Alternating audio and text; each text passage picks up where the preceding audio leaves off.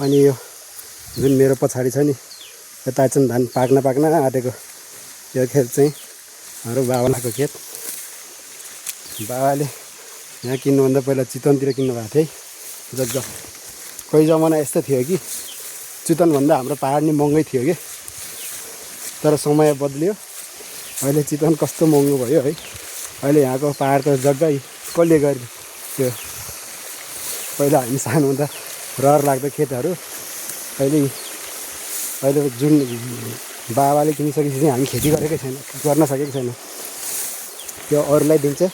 त्यो ताइचन चाहिँ यतिकै दिने अरे। अनि योभन्दा पछाडि बर्खे धान चाहिँ बाल्ने अरे। अनि धेरै रोग लागेको रहेछ धान त। के हो पुरै रोग लागेको छ त। यस्तो छ यहाँ करिब 7 पनि छ होला जस्तो छ मेरो विचारमा। मलाई ठ्याक्कै थाहा त भएन। यो राम्रोसँग फल्यो भने 20 मुरीभन्दा बढी धान आउँछ। के गर्ने खेती गर्ने मान्छे छैन यहाँ।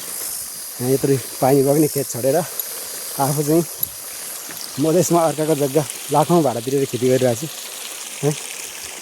यो यति राम्रो खेत छ है, 2 खेती लाग्ने। तर धान चाहिँ खै खतमै पारेछ, पुरै रोग लागेको छ।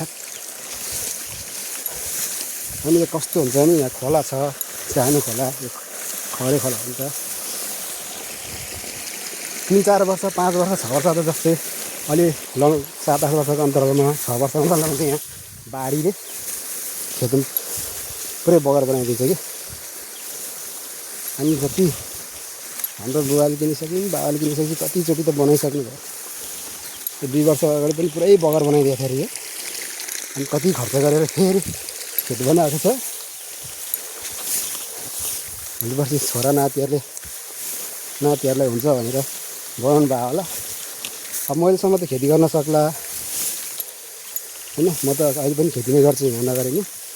तर मेरो छोरा भाइ बुहारीले चाहिँ खै खेती गरेर खाला कि नखाला त्यो त म भन्न सकिन्न। मैले चाहिँ गर्छु यो। म भविष्यमा खेती गरिदिन्छु म यो। बाँझो गर्न चाहिँ दिँदैन। यस्तो छ यो।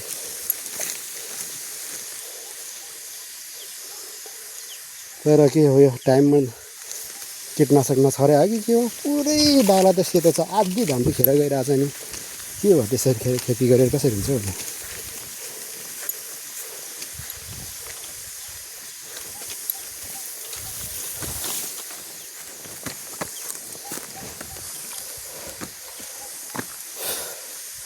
यहाँ छ नि यो खोला।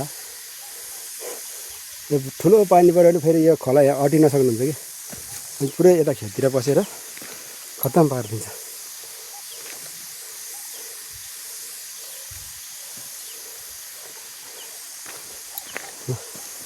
यस्तो छ है।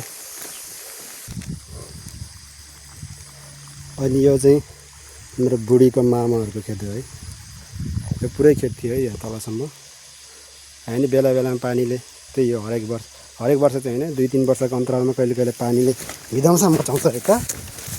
अनि यही बिग्रेको बेलामा त्यहाँ हाम्रो नि खेत बिग्रेको थियो अरे। तर बाबाले चाहिँ स्काभेटर ल्याएरै बनाउनु भयो र अहिले राम्रो खेत भएको छ। यहाँ चाहिँ पुरा खण्डहर भएर बसेको छ।